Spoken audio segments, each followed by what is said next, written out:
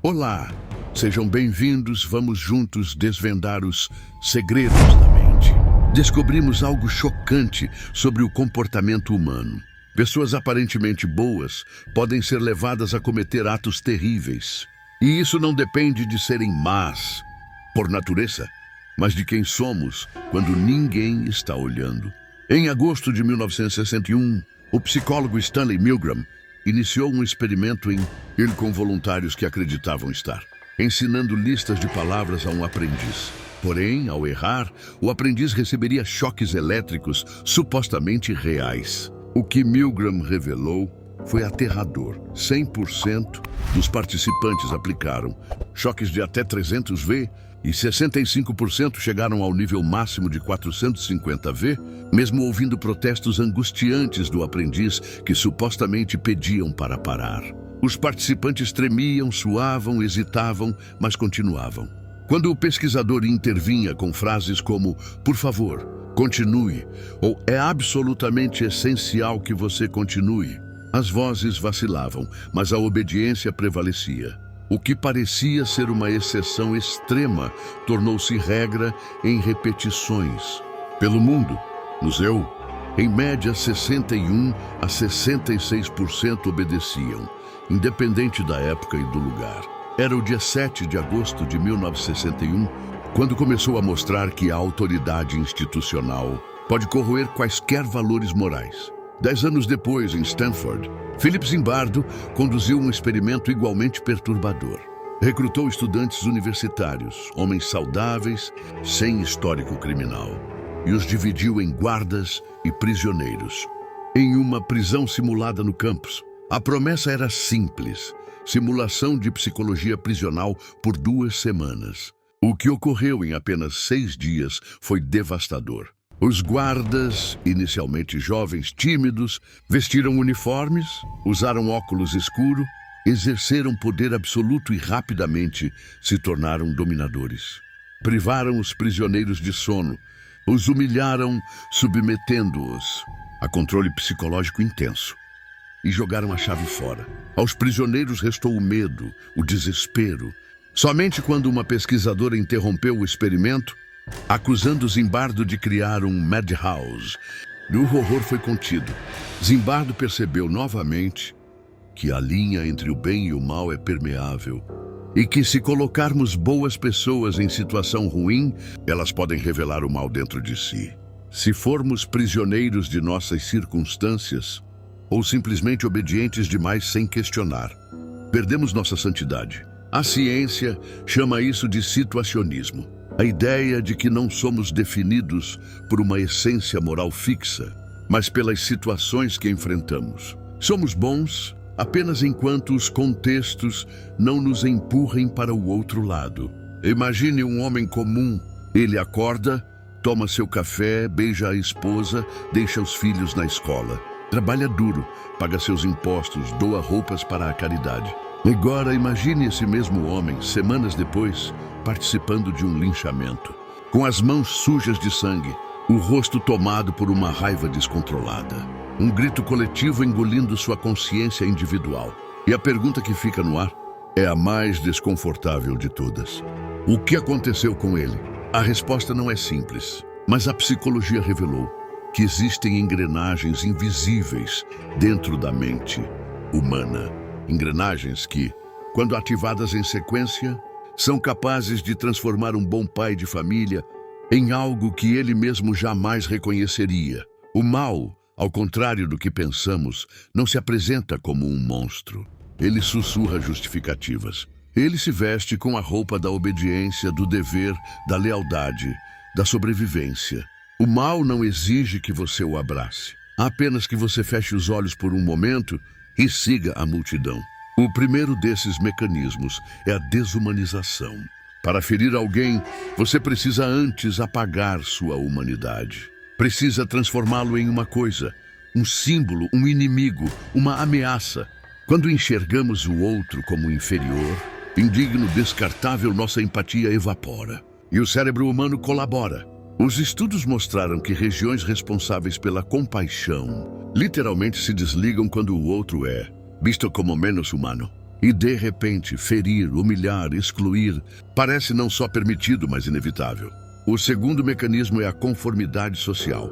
O ser humano tem pavor de estar sozinho contra o grupo. Preferimos estar errados com todos do que certos sozinhos. Em testes simples, pessoas negavam o que viam com os próprios, olhos apenas para concordar com a maioria. Imagine o impacto disso em situações complexas, guerras, polarizações, histerias coletivas. Quando a norma é odiar, silenciar ou eliminar, quem se recusa a participar vira um novo alvo. O medo do exílio emocional transforma espectadores em cúmplices, e cúmplices em agressores. Mas o mais traiçoeiro de todos os mecanismos talvez seja o chamado desengajamento moral. É quando você dissocia o que faz daquilo que sente. Quando mente para si mesmo, para não encarar o peso do que causou. Não foi minha escolha. Eu só obedeci. Eles mereciam. Era assim que funcionava. A mente fabrica desculpas para anestesiar a culpa. E cada mentira contada para dentro abre espaço para um novo ato brutal. As fronteiras do inaceitável se expandem, 1 centímetro por vez. Há também o fenômeno do efeito espectador, quando a responsabilidade se dilui entre muitos. Quanto mais gente está presente, menos cada um se sente responsável. É como se todos esperassem que alguém fizesse algo e, ao mesmo tempo, ninguém fizesse nada. É o silêncio que grita, a ausência de ação que permite o pior. A inércia diante do sofrimento é um dos combustíveis do mal banal. Então há a pressão da autoridade. Quando uma figura com poder, farda ou título, diz que algo deve ser feito, a maioria das pessoas faz, mesmo que tudo dentro delas diga que está errado. A obediência cega é cultivada desde cedo.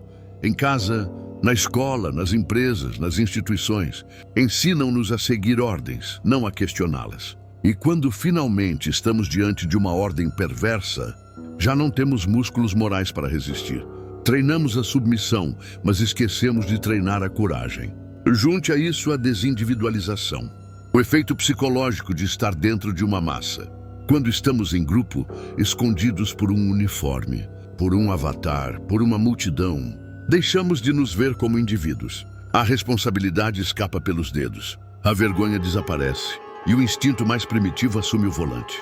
Por isso, linchamentos, invasões, massacres e perseguições em grupo se tornam tão intensos, tão irracionais, porque ninguém sente que é ele quem está fazendo.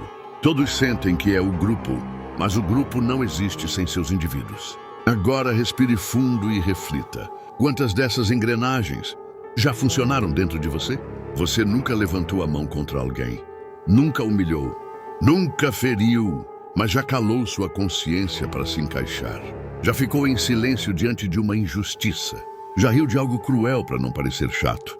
Já fechou os olhos para não se envolver. São os pequenos gestos de indiferença que pavimentam o caminho para os grandes atos de violência. E esse é o ponto mais doloroso desta jornada. O mal raramente começa com um grito. Ele começa com um suspiro. Com um "não é problema meu". Com um "vou deixar para lá". Quando o mundo nos coloca diante de uma escolha, a omissão já é uma decisão. E cada decisão, por menor que pareça, molda quem estamos nos tornando. A verdade que ninguém quer encarar é essa. O mal não habita apenas o outro. Ele dorme dentro de nós. E só acorda quando as condições certas se alinham. É por isso que as maiores tragédias da história não foram causadas por monstros. Foram causadas por gente comum. Pais, mães, vizinhos, colegas.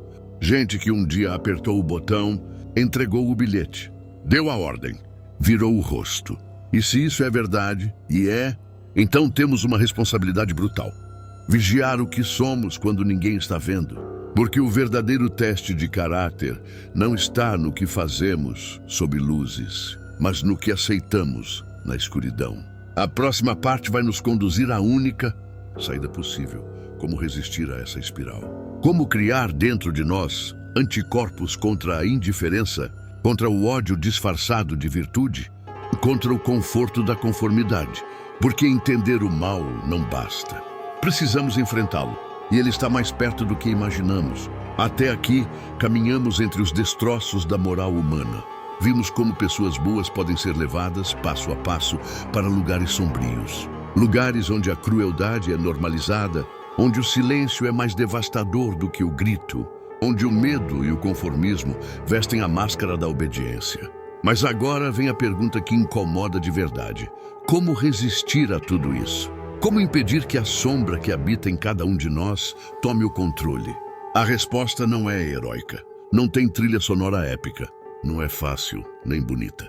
Porque a verdade é que a bondade real exige esforço constante, sacrifício e desconforto. Requer nadar contra a corrente, levantar a voz quando todos se calam, enfrentar o risco de ser rejeitado, cancelado, excluído. Ser bom de verdade exige coragem. E coragem não é ausência de medo, é ação apesar dele. A primeira arma contra essa espiral é a consciência ativa. Aquela que se recusa a aceitar ordens sem pensar, que questiona, investiga, confronta, que diante de uma regra absurda pergunta: isso é certo ou apenas habitual? O mal se alimenta de mentes passivas, de pessoas que obedecem para manter a paz, de quem se abstém para não parecer chato. A consciência ativa é aquela que se incomoda, mesmo quando tudo parece normal. Depois vem a empatia treinada, porque empatia não é um dom, é um músculo. E como qualquer músculo, atrofia se não for usado. Vivemos em um mundo que nos estimula a competir, a vencer, a apontar o erro do outro. Mas se não aprendemos a escutar de verdade, a enxergar o humano até nos que discordam de nós, a história se repetirá, só com novos alvos, novos nomes, novos inimigos. Treinar empatia é ouvir sem buscar vencer. É se perguntar: e se fosse comigo? É lembrar que cada pessoa, mesmo a mais dura, nasceu um dia chorando no colo de alguém. Que todo ódio tem uma história por trás. E que ninguém acorda querendo ser o vilão da própria vida. A empatia não justifica a violência, mas impede que a gente a pratique em nome da razão. Outro pilar é a responsabilidade individual. Aquela que não se esconde atrás do grupo, da empresa, da cultura, do partido, da multidão. Aquela que entende: eu sou responsável por cada palavra que digo, por cada silêncio que escolho, por cada ato que deixo passar. Porque o mal, quase sempre, não começa com quem dá a ordem, mas com quem aceita cumpri-la. Com quem diz: não é problema meu. Com quem normaliza o absurdo um dia de cada vez. E então, por fim, existe a vigilância moral constante. A noção de que o bem não é um ponto de chegada, é um esforço diário. Ninguém é bom por natureza, nem mal por essência. Somos campos de batalha entre essas forças, todos os dias, em todas as decisões. Ser bom exige admitir que sim, somos capazes de falhar, de machucar, de cruzar a linha. Porque só quem reconhece seu lado sombrio pode escolher não alimentá-lo. A história está cheia de pessoas que resistiram, que se recusaram a virar o rosto, que se colocaram entre a vítima e o algoz. Mas nenhuma delas era perfeita. Nenhuma era imune ao medo. O que elas tinham era algo raro: consciência, empatia, responsabilidade, coragem. Não nasceram heróis, tornaram-se em silêncio. Nas escolhas solitárias, nos nãos difíceis, nas lágrimas que ninguém viu. E é por isso que este documentário não é sobre monstros, é sobre espelhos. Porque talvez o mal mais perigoso não seja o que explode, mas o que escorre lento, disfarçado de normalidade. O mal que se instala no discurso que desumaniza, no silêncio que consente, no dedo que aponta, no clique que viraliza, no riso que humilha e que só pode ser interrompido por uma escolha radical. Enxergar o outro como humano, mesmo quando tudo nos diz para não fazer isso. A única maneira de impedir que pessoas boas façam coisas horríveis é lembrar, todos os dias, que nós também somos capazes. E por isso mesmo, precisamos ser vigilantes. Porque a linha que separa o bem do mal não passa entre nações, partidos ou religiões. Ela passa dentro de cada um de nós e pode se mover a qualquer momento.